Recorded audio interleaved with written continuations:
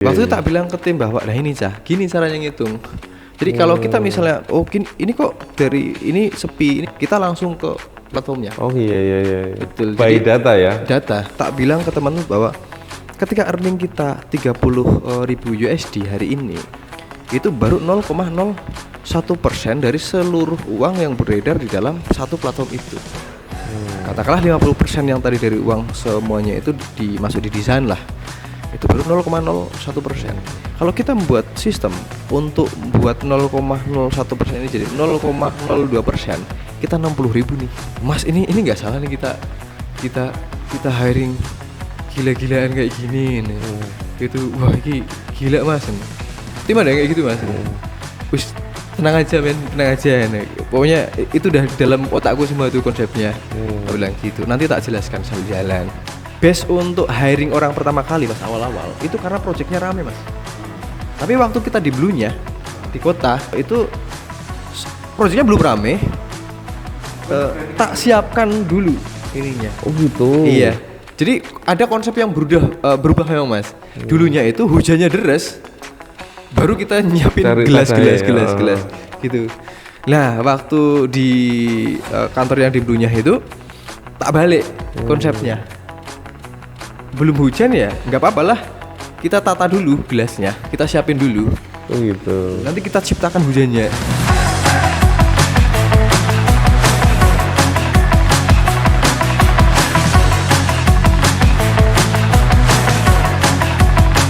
Oke Mas, sekarang saya mau tanya nih, kalau kemarin dulu lah ya, Fiverr itu misalkan buka akun dalam waktu berapa hari atau langsung bisa cepat pecah telur dan lain sebagainya.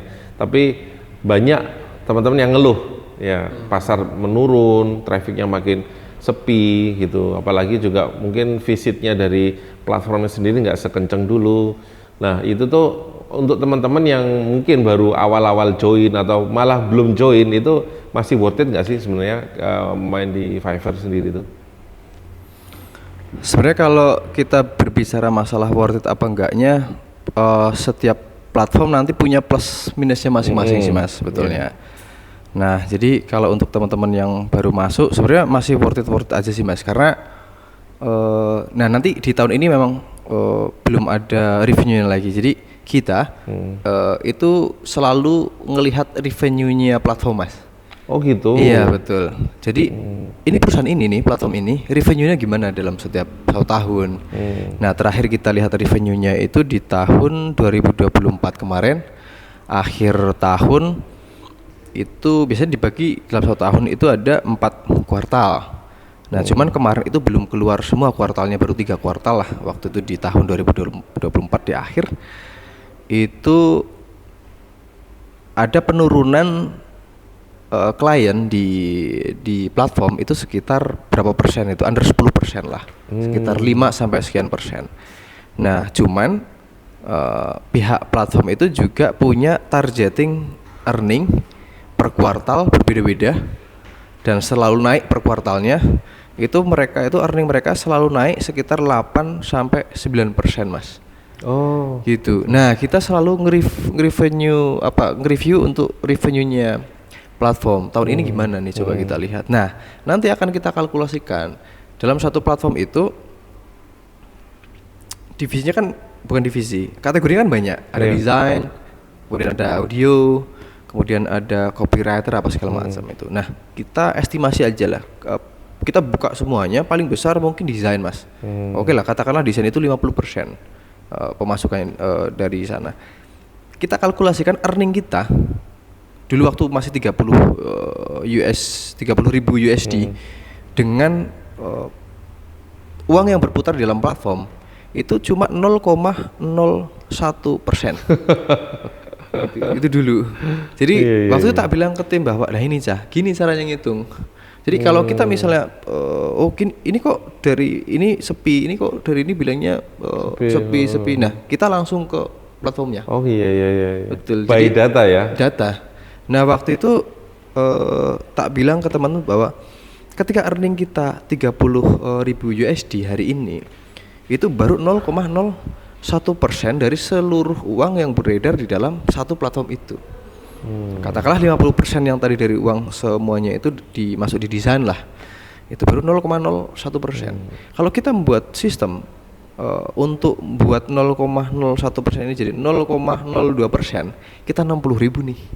Dan kita akan lakukan di tahun depan. Kita akan menuju itu di tahun depan. Dan akhirnya kita kan sekarang earningnya juga sekitar 70-an Mas. 70 ribuan. Iya. 70 ribu. 70-an. Nah itu apa ya? Karena banyak juga teman-teman yang di Facebook misalnya kan di sosmed itu bilang, wah ini worth it nggak sih? Ini worth it nggak sih? Ini worth it nggak sih? Jadi yang jawab juga belum tentu tahu loh. Yang jawab dari basicnya dia, padahal yang kerol misalnya, padahal ada yang nggak kerol. Kan gitu. Jadi sampelnya kurang kompleks Mas. Iya. Samplingnya betul. Nah dari situ pas saya ngelihat itu, wah ini nggak kompleks. Jadi langsung tak masuki langsung ke sumbernya. Itu 70.000 itu dari yang Seven atau yang Wigel atau gabungan atau gimana? Gabungan Mas. Gabungan. Dari gabungan. Kalau di keduanya itu mungkin kisarannya sekitar 30-an ribu lah per akunnya dari dua itu. Yang selebihnya itu dari akun-akun kecil juga. Jadi kita memang farming juga akun-akun kecil dan itu punya tim. Oh punya tim? Punya tim. Jadi kita punya tim inti sekarang itu sekitar 11 kalau tidak salah. Nah setiap tim inti itu 4 akun. Oh gitu. Iya. Jadi itu berarti secara kepemilikan punyanya mereka atau punyanya gimana? mereka. Oh bukan punya Wigel Studio? Bukan. Oh gitu. Cuman jadi dulu gini Mas, kita kan punya agenda untuk naik gaji lah istilahnya. Untuk tim inti naik 2 juta 1 tahunnya. Setahunnya per tahun? Iya, sampai minimalnya 10. Maksimalnya? Minimalnya. Oh minimalnya? Minimal 10. Nah untuk yang tim yang lain nanti naiknya 1 juta dalam 1 tahun. Minimalnya 5. Jadi nanti mau naik apa enggak ya kita kesepakatan bareng-bareng aja lah. Gitu. Nah waktu itu saya bilang ke teman-teman tim inti, ini gaji kalian berusaha tak naikkan, tapi tolong bantu aku juga. Kalian buat akun untuk kita naikin gaji teman-teman yang lain nih. Oh gitu. Gitu. Cuman sampai sekarang masih earning ya masih 1.000, 2.000, 3.000 gitu Mas. Oh gitu ya. Ya belum ada yang sampai ini. Tapi itu nggak masalah Mas ya. Kan ada yang bilang kekhawatiran punya akun banyak itu nanti tabrakan IP-nya dan lain sebagainya sehingga nanti malah kedetek multiple akun dalam satu IP. Itu tuh masih masalah nggak sih?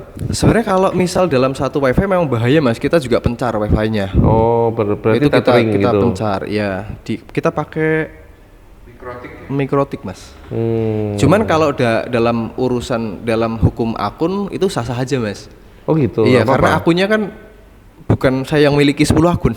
Iya makanya. Jadi memang kita ngetim, kolaps, buat akun satu-satu. Kan konsepnya begitu. Ya. Jadi kan nggak apa istilahnya. Tapi berarti bisa dijaga ya. Berarti udah diwanti-wanti ya. Jangan sampai login pakai wifi sini dan lain sebagainya gitu ya. Betul. Okay.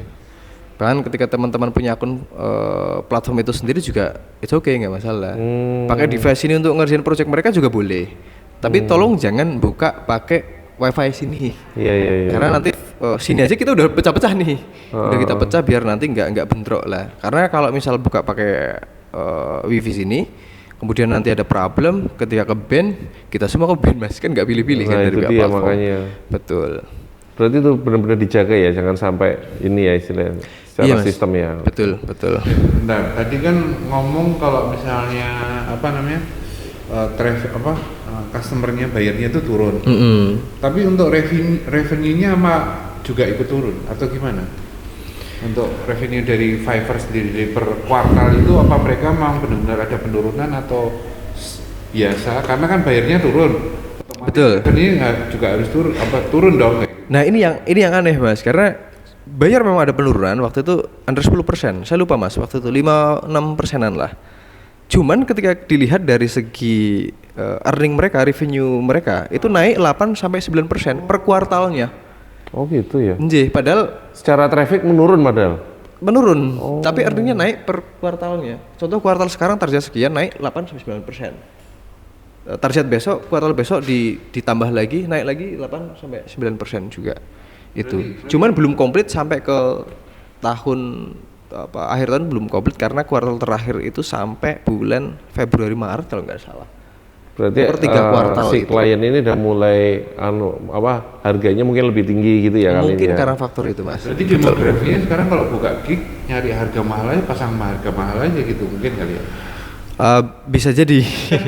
Karena nah waktu itu mas, waktu kita ngelihat revenue-nya platform kan ada penurunan buyer nih. Nah ini yang tak sampaikan ke tim. Ini platform ada penurunan buyer nih. Mereka kan bukan orang-orang biasa ya. Orang yang di platform itu kan mereka orang-orang yang superior lah. Nah waktu itu tak sampaikan ke teman-teman waktu itu. Nah ini aku tertarik untuk melihat seperti apa responnya platform ketika terbentur oleh mengurangnya klien. Walaupun toh secara earning mereka naik terus 8-9%. Nah waktu itu coba kita lihat besok platform tuh akan buat apa lagi. Biasanya ide-idenya bagus-bagus soalnya dari mereka. Gitu. Nah masuk tahun ini mas, ada verification ini mas, akun. Untuk apa? Untuk lisensi bahwa platform itu akan masuk ke pasar Europe, Eropa. Makanya waktu itu pas masuk itu, wah ini gila ini memang. Jadi ada penurunan sedikit, mereka langsung tanggap mas. Nah platform yang satu ini dari dulu kecenderungannya kalau ada suatu problem sedikit aja ada problem, terus kemudian nanti ke up, nggak lama mereka pasti akan buat terobosannya mas. Dari awal itu sering banget. Nah makanya ketika kemarin ada revenue turun itu kliennya turun, itu tak sampaikan ke teman-teman tuh. Ini apalagi nih ternyata buat itu verification untuk masuk ke pasar Eropa. Wah ini kalau mereka bisa menguasai pasar Eropa kan meledak mas. Gila itu akan meledak dan ini apalagi nih yang akan dibuat sama platform gitu. Kalau dengan makin menjamurnya AI belum berpengaruh sama sekali ya? Sebetulnya apa ya mas? Kalau misal kita kan masuk ke industri ya. Nah sejauh ini AI itu memang diciptakan itu lebih banyak ke industri mas. Itu pasti ada efeknya dan itu sangat mengerikan sih sebetulnya mas. AI itu apalagi di masa depan lah nanti itu sangat mengerikan. Cuman untuk hari ini AI itu masih jadi alat, masih jadi alat dan banyak seller-seller juga itu dari luar, India, Pakistan, Bangladesh misalnya itu AI semua mas sebetulnya. Oh gitu. Iya itu kan kelihatan mas. Proyek-proyeknya AI semua itu tak lihat-lihat akunnya bagus-bagus, top rate, pro. Top rate pun ada yang pakai. Iya ada yang pakai AI. Dan Maksudnya itu terlihat sekali AI. Pakai AI, jadi dia ngerjain project desainnya itu pakai AI. Pakai AI mas, betul. Itu kelihatan sekali. Wah ini AI nih, ini AI nih, ini AI nih. Tapi bisa top rate. Top rate ada itu. Dan antriannya banyak mas. Tapi dia di judulnya jelas-jelas ngasih tahu kalau itu AI nggak? Enggak. Karena di platform kan AI ada kategorinya sendiri mas. Iya makanya itu. Kategori sendiri betul. Nah ini yang kan jadi etika seorang desainer mas sebetulnya kan. Iya sih. Sebenarnya ketika kita pakai AI as a reference misalnya itu oke mas, itu boleh-boleh aja. Cuman wah ini pure AI nih dan kemungkinan besar apa istilahnya 80-90% ya AI. Tapi ada yang pintar memang mas. Salah satunya itu ada yang pintar. Jadi kemungkinan besar dia itu nggak mutlak ngeprom satu brief jadi deliver ke klien. Enggak. Ada satu yang menurut saya itu pintar. Jadi kayaknya nih objeknya nanti diprom sendiri, backgroundnya diprom sendiri, terus pakai frame-nya juga sendiri. Tinggal dia gabungin dikasih font. Di bawahnya. Jadi memang dia punya base desain. Ya dia pintar itu. Dan itu top rate juga mas. Oh gitu. Iya. Itu sampai kita bahas sama teman-teman juga. Ini orang pintar nih sebenarnya ini. Jadi memanfaatkan AI untuk mempercepat pengerjaan ya. Iya, mempercepat pekerjaan. Cuman masih pure. Tapi hasilnya masih kelihatan AI banget ya bagi orang-orang desain ya, kelihatan. Betul, ya. Masih kelihatan. Tulisannya nggak stabil gitu ya. Iya. Bahkan ketika pun blocking pun kelihatan mas sebetulnya. Walaupun solid lah itu tetap kelihatan mas dari tone colornya. Kalau di Visual Studio pakai AI juga tapi untuk referensi atau apa? Ada per tahun ini itu ada sounding dari teman-teman nanti untuk langganan AI untuk reference. Iya. Jadi contoh ketika kita membuat pose-nya kayak apa kita bingung ya. Coba kita pakai AI untuk Cari posenya. ngeprom untuk beberapa pose. Oh ini bagus kayaknya. Oh untuk referensi. Cuman kalau untuk pengerjaan kita harus original. Siap. Gitu. Itu berarti yang tadi ini Mas, lanjut ke yang 2 tahun terakhir. Nah, bisa percepatannya itu apa Mas? Yang momentumnya yang membuat sampai akhirnya bisa akselerasinya secepat itu. Jadi gini Mas, waktu itu kita masih di Plaza. Waktu di Plaza itu saya pernah bilang ke teman-teman bahwa kita kok 3 tahun gini-gini aja ya.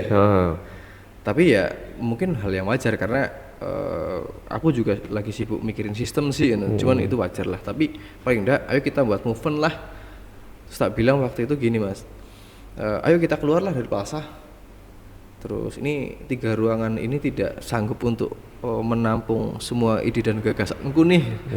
Nyeplos Mas waktu itu bilang kayak gitu. Keluar Mas, keluar kemana? Ya kita cari tempat yang lebih luas lah. Nyari di Bluenya waktu itu Mas Wan datang ke sana juga. Ke sana kita akan merger.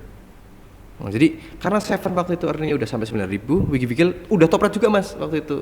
Selang berapa bulan Wigivigil ikut top rate. Ikut top rate. Cuman karena earningnya cuma 2.500, dia top rate earningnya cuma 2.500 waktu itu. Aduh, ini kok bisa sih earning cuma 2.500 padahal dia top rate. Nah waktu itu udahlah ayo kita keluar, kita akan jadi besar nih. Waktu itu tak bilang kayak gitu Mas ke teman-teman. Bahkan waktu itu sempat nyeplos kayak gini Mas waktu itu. Besok kalau di Jogja ada studio desain besar, ya kita. Itu nyeplos Mas itu Mas. Itu karena ini Mas, karena manajemen Wigivigil waktu itu dipegang sama beberapa orang, nggak naik-naik Mas. Oh nggak naik-naik. Ini gimana sih nggak naik-naik ya? Iya. Jadi gregetnya ke situ. Iki loh sesok kita bakal bisa besar. Ayo yuk. Nah, akhirnya tak bilang gitu untuk meyakinkan mereka bahwa aku tuh punya caranya nih untuk besar nih. Makanya di awal tak bilang ke mereka bahwa besok nih kalau kamu tahu ada studio desain besar di Jogja, kita nih. Itu tak beri ke mereka Mas. Nah akhirnya kita merger, kita gabung. Nah earningnya Wigivigil mulai naik gitu sama Seven gitu. Nah di kantor yang dulu yang di Bluenya itu kita prioritasnya itu ke sistemnya Mas, kita bener-bener mengacunya ke sistemnya. Jadi earning waktu itu total masih 11.000, 13.000, 14.000 itu udah paling banyak lah. Itu kita langsung hiring besar-besaran Mas. Udah hiring besar-besaran. Iya hiring. Jadi waktu itu rencana mau hiring 6. Hiring 6 yuk join. Oke Mas, kita hiring. Kayaknya kurang deh, tambah 2 Mas. Iya. Hari jadi 8 Mas. Terus hiring lagi. Yang kedua kali ini. Berapa Mas? 6 lagi Pak ya? 6. Nah, dari 6 terus akhirnya tak tambah lagi Mas. Tambah lagi 3 lah. Loh, ini serius Mas nambah? Iya, nambah. Dari 9, hari 9 itu. Itu nggak menyesuaikan tingkat load kerjanya atau di hiring yang banyaknya dulu baru nanti terus load kerjanya baru sudah ada pemetaan Mas nantinya. Iya, pemetaan untuk adminnya berapa. Kemudian nanti untuk desainernya berapa. Colors berapa ini berapa. Ada perbandingannya pokoknya. Bahkan antara scatter sama colors pun ada perbandingannya.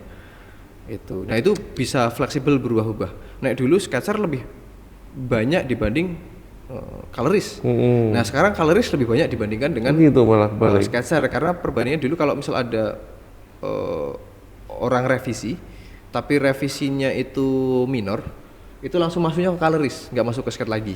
Berarti yang ditambah harus colorisnya. Oh iya benar. Begitu. Nah itu hiring lagi 6 jadi 9. Hiring lagi berapa Mas? 6 benar.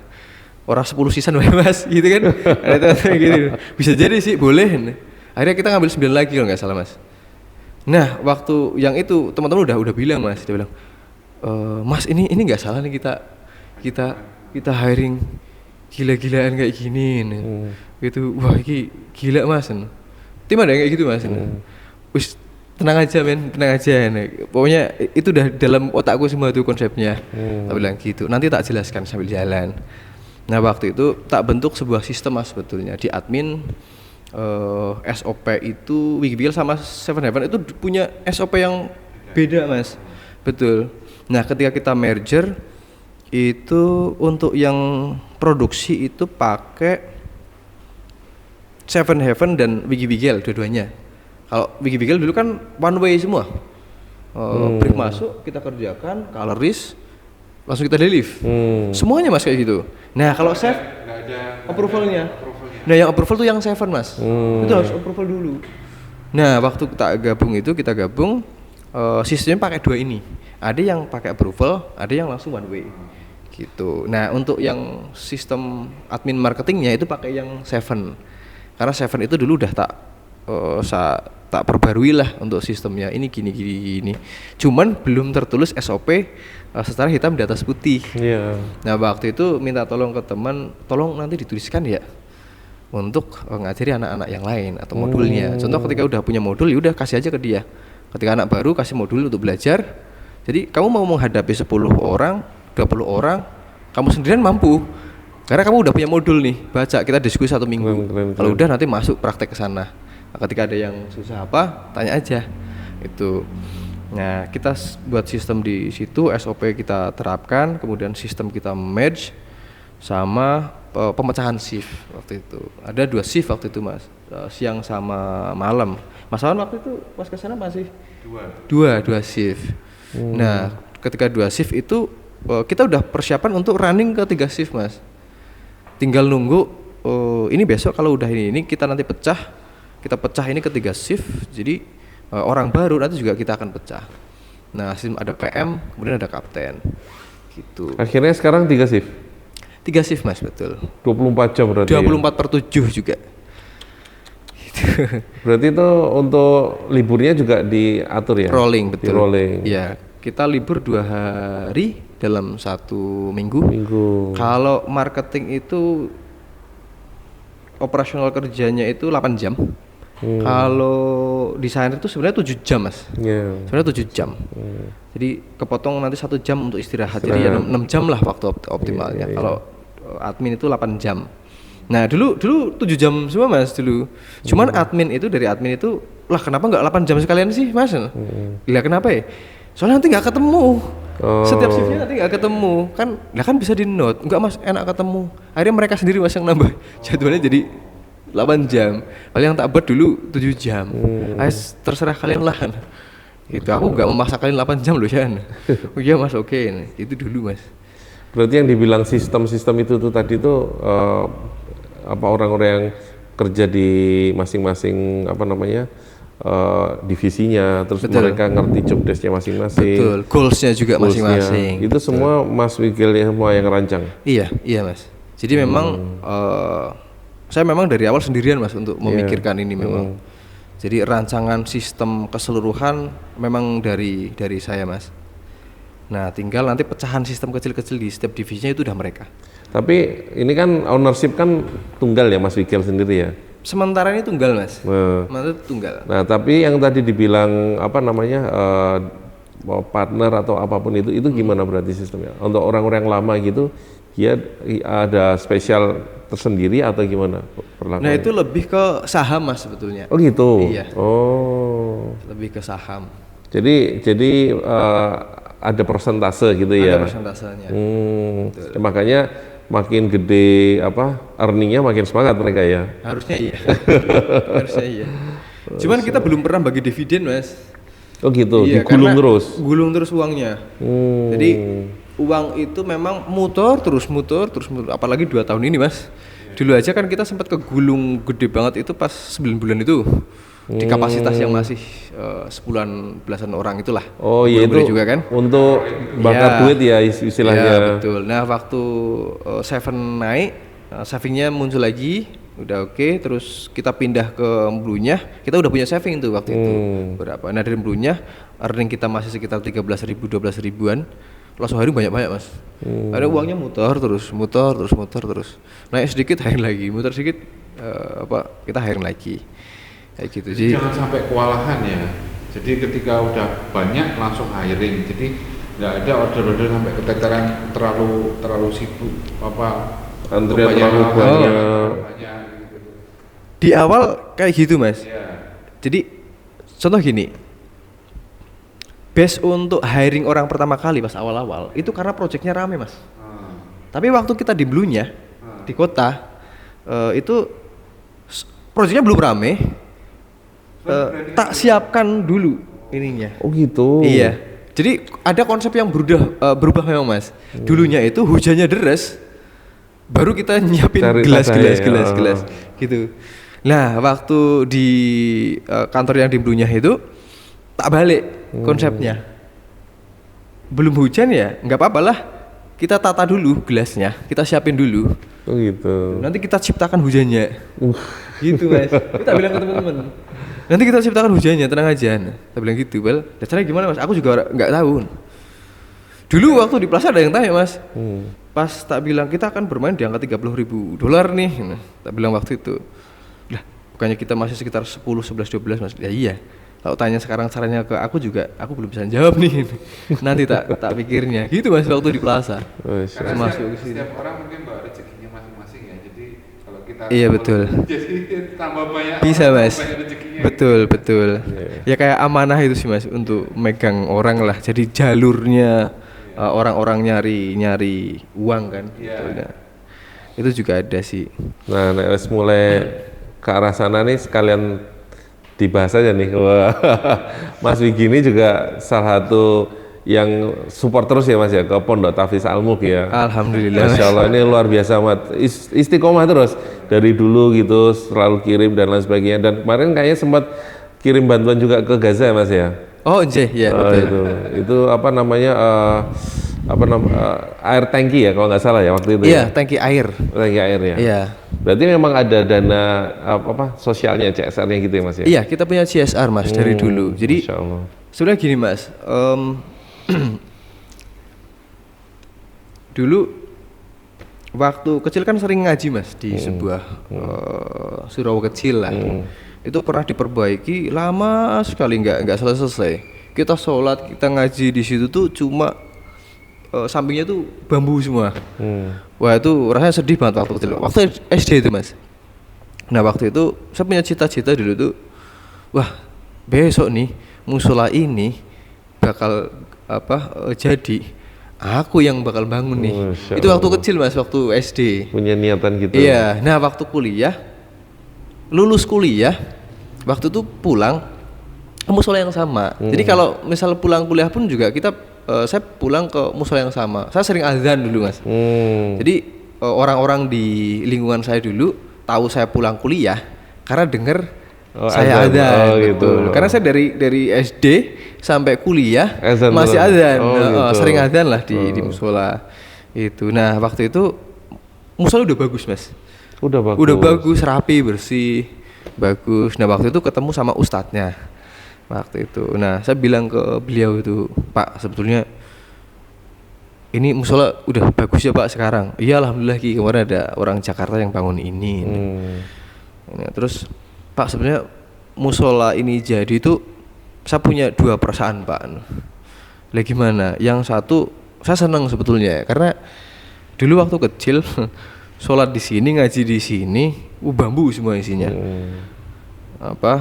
Kotor juga apa segala macam, nggak selesai. Nah sekarang udah jadi bagus. Wah seneng Pak, alhamdulillah nih bisa sampai kayak gini.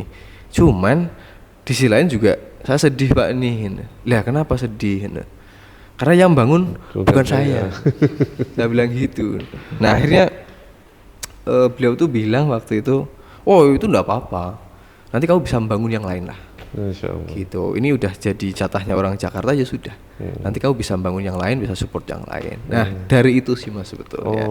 Gitu. Makanya gimana caranya nanti sambil inilah. Kan juga ada proposal masuk itu masjid juga pembangunan masjid. Itu di daerah Klaten kalau enggak salah. Terus bangun akhirnya. Iya, terus ya kita bantu membangun juga. Terus ada pondok tahsin juga ada. Dulu kita support. Itu juga saya nyeplos mas waktu itu. Jadi itu ceritanya unik mas. Ada teman kuliah buat pondok tahsin lah.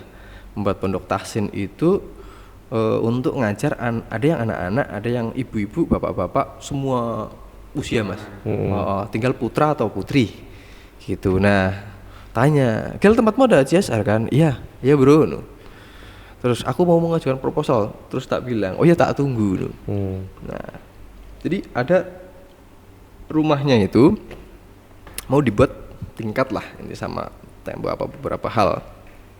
Nah waktu itu oke ini udah ada, rasanya juga udah ada, desainnya juga udah ada, cuman dan ini udah mulai pengerjaan, cuman baru termin 1 itu. Nah satu ndak baca proposalnya mas, tapi saya langsung nyeplos, nanti tak komplit aja lah semua terminnya. Gitu mas. Nah setelah itu saya kan belum baca proposalnya waktu itu ya. Ternyata Belum. Nah pas tak baca, wah gila ya, mantap juga nih. Jadi kalau di total itu mungkin sekitar 7 bulan 80-an juta lah kalau di total. 7 sampai 80 juta. Iya.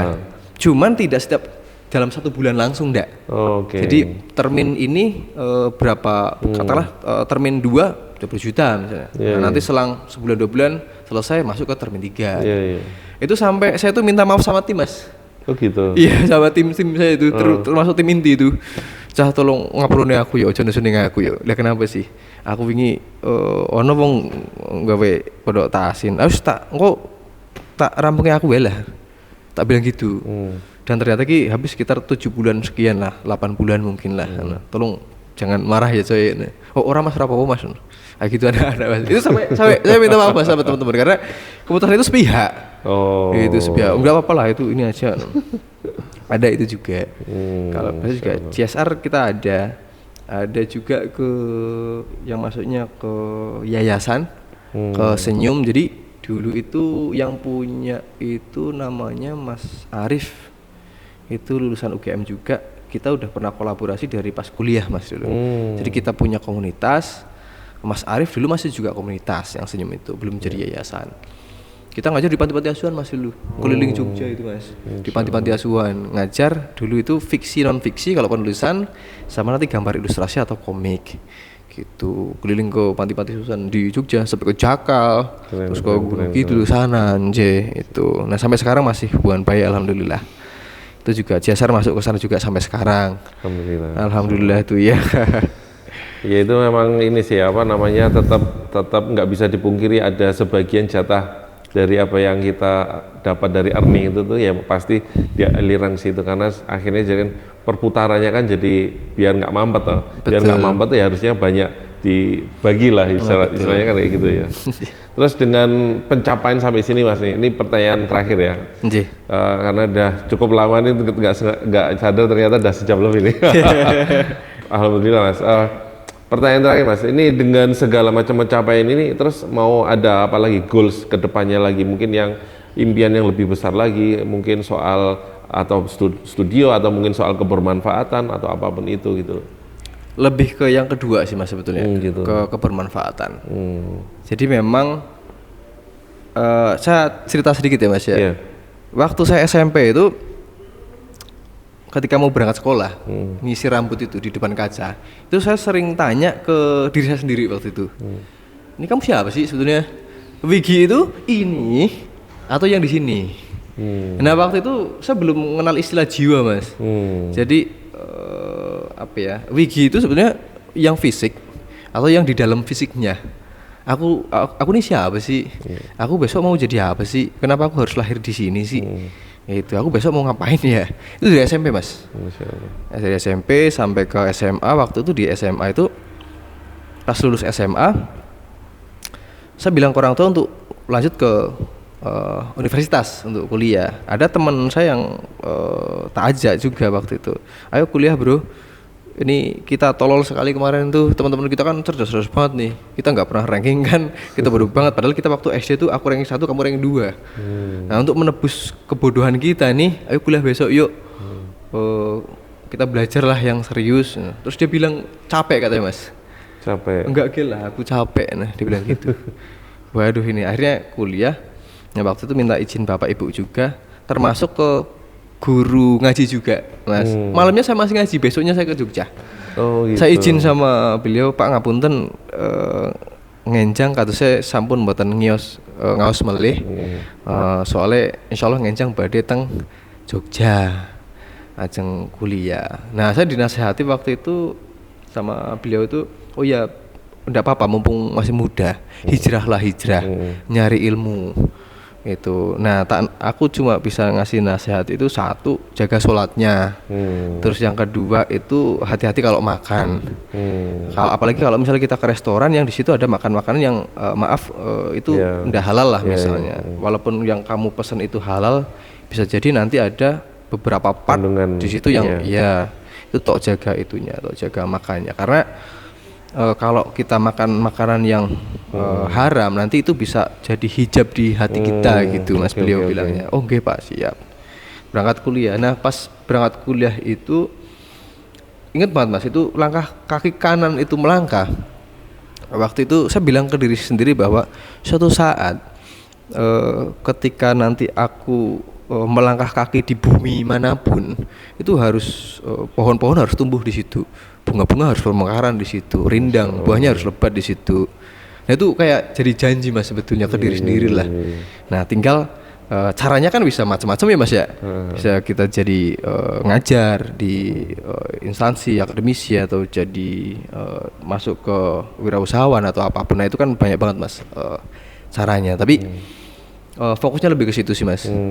Lebih ke bagaimana kita itu nge-explore diri kita itu untuk ngasih impact ke lingkungan kita itu. Lebih ke situ sih Mas. Makanya ketika sebenarnya kan kita kan sering diem Mas sebetulnya. Wiki-wiki nggak ada yang tahu sebetulnya. Karena kita jarang banget show up untuk ini loh wiki-wiki progresnya kayak ini, kita nggak, jarang banget. Dulu itu saya ngupdate di IG hanya untuk menjaga fitnah Mas sebetulnya. Biar nggak fitnah lah inilah. Akhirnya tak share 1 kali 2 kali udah cukup. Terus di juga ya udah 1-2 kali lah. Kita waktu itu jarang banget nge-share gitu. Nah makanya ada orang yang bilang, loh ini luar biasa Bang, di Jogja ada studi desain sampai 100 orang ini apa segala macam lah misalnya. Wah ini sukses ya apa segala macam. Ya kalau misalnya secara finansial ya alhamdulillah udah cukup lah. Cuman kalau gagasan kita hanya sekedar finansial ya saya udah berhenti dari kemarin Mas, pasti kan. Cuman ada hal lain yang jauh lebih bernilai lah. Karena ketika kemarin ada teman-teman yang bilang bahwa ini gokil sih Gil, sampai ke sekian orang, earn-nya sampai sekian, sampai katakanlah 70.000 USD lebih lah misalnya. Itu iya kalau kita memang melihatnya dari segi pencapaian earning atau finance atau pencapaian kayak gini iya. Cuman ada hal lain yang jauh lebih penting sih menurut saya itu tentang kita ngerti nggak sih diri kita itu sebenarnya siapa dan kenapa sih kita diciptakan dan diperankan untuk jadi sekarang ini. Nah itu Mas, itu yang harus selalu dicari. Makanya teman sampai bilang, lah sampai kapan kamu Gel untuk tetap bergerak? Ya sampai hembusan nafas terakhirku. Masya Allah. Itu. Tak bilang kayak gitu Mas. Jadi makanya untuk cita-cita sebenarnya saya pernah bilang ke istri saya kayak gini Mas. Kita kan menikah nih. Aku suamimu, kamu istriku. Kamu tak pimpin aku jadi pemimpin. Nah, aku yang memimpin, kamu yang dipimpin. Waktu tak bilang kayak gitu. Nah, karena kamu udah jadi istriku nih ini harus tak bilang moto hidupku. Waktu tak bilang gini Mas, aku paling ndak suka ketika aku dan keluarga aku itu nanti menargetkan sebuah impian itu satu dalam sebuah titel, yang kedua dalam sebuah jabatan, yang ketiga dalam bentuk uang, atau yang keempat itu dalam kepemilikan. Aku ndak suka itu. Nah aku nggak pengen melihat kamu atau anak-anak kita nanti menggantungkan hidup mereka mati-matian untuk itu. Terus tak sampaikan waktu itu. Jadi impianku itu nggak di atas muka bumi nih, tapi di langit. Tak bilang gitu Mas ke istri itu. Keren. Gitu. Jadi, nah ini adalah salah satu cara lah Mas. Dan kedepannya berhenti enggak, kita nggak akan berhenti Mas. Kita akan tetap bergerak. Terus. Dan itu akan tak sampaikan ke orang-orang yang saya temui sebetulnya. Ayo semangat coy, semangat men, ayo semangat, iso. Kayak gitu. Nah kadang saya itu sedihnya karena ini Mas, ada anak dia itu kena katakanlah problem yang besar. Saya melihat bahwa sebentar lagi coy, ayo sebentar lagi, semangat coy, ayo menyat bangun, bertarung lagi, ayo sebentar lagi kamu lulus, sebentar lagi. Tapi dia memilih mundur Mas. Itu sedih banget rasanya. Iya. Wah Padahal sebentar lagi sih harusnya kamu lulus. Berarti memang tipikal yang pengayom ya, gitu kan, bisa terus ngelitnya itu dengan cara mengayomi gitu ya, istilahnya anak-anak itu jadi tersupport juga gitu. Ya Iya, kan? iya. Jadi saya lebih prefer ke mendengarkan mereka sih mas. Itu 100 tim lebih itu hafal semua nama-namanya. Yang baru mas yang belum hafal. Yang baru yang belum hafal. Kalau yang lain udah hafal semua nih. Masya Allah, Dia hafal semua. siap, oke. Harus tak hafalkan mas. Iya. Keren.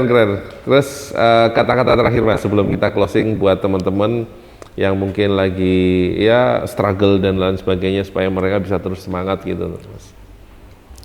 Oke, buat teman-teman. Jadi gini teman-teman, kita bahas dalam konteks yang luas aja ya. Entah itu dalam karir di akademik atau karir di dalam industri atau karir secara personal atau apapun. Yang namanya manusia itu akan selalu berdampingan dengan dua hal, yaitu baik dan buruk, hitam dan putih, gelap dan terang, itu pasti.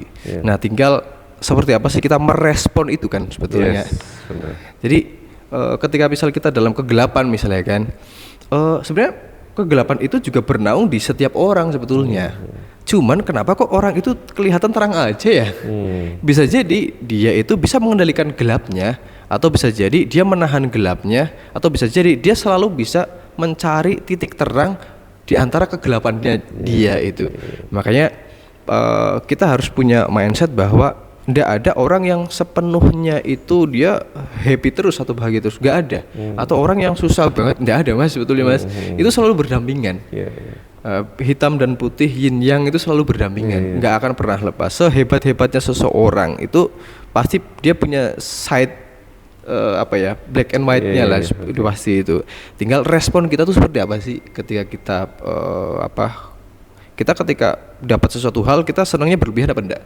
Kita ketika kena masalah suatu hal kita berlebihan apa enggak? Sedihnya apa segala macam. Karena sekarang kan isu mental health kan banyak banget ya mas ya. Jadi kayak apa istilahnya? Memang tidak bisa dipungkiri mas, secara ilmu pengetahuan, secara sains juga sudah ada penelitiannya tentang mental health apa segala macam. Tapi semuanya itu nanti pada apa yang ada di sini di otak kita, seperti apa kita memproses keadaan, kita memproses diri kita itu, tanggapnya seperti apa, responnya seperti apa, lebih ke situ sih mas. Kadang positif itu perlu gak sih? Iya perlu, tapi menerima kita yang seperti apa juga kita perlu.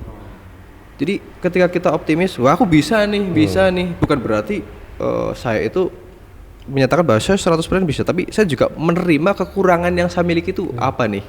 Tinggal saya bisa mensuplai itu dari teman-teman yang lain nih yang untuk nutup kekurangan gitu. Jadi buat teman-teman tetap semangat, jangan pantang menyerah, gitu kan. Seperti postingan terakhir itu mas di kan, never give up kan, jangan pernah menyerah dan yakinlah bahwa suatu saat itu ada kebaikan.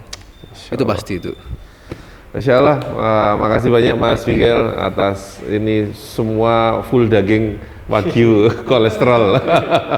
Luar biasa banget nih, banyak banget petuah-petuah yang kita dapatkan, mulai dari segi teknisnya, terus segi ceritanya dalam merintisnya, dan sampai ke nilai-nilai spiritual ya, yang seringnya orang-orang itu mungkin nggak melihat ke arah situ, tapi ngomongin teknis terus ini paket komplit gitu. Masya Allah, semoga sukses terus Mas Wiggy makin memberikan banyak kebermanfaatan, gak hanya untuk tim tapi juga ke circle-circle luarnya, bahkan bisa sampai ke luar negeri, bahkan sampai ke Gaza sana. Gitu.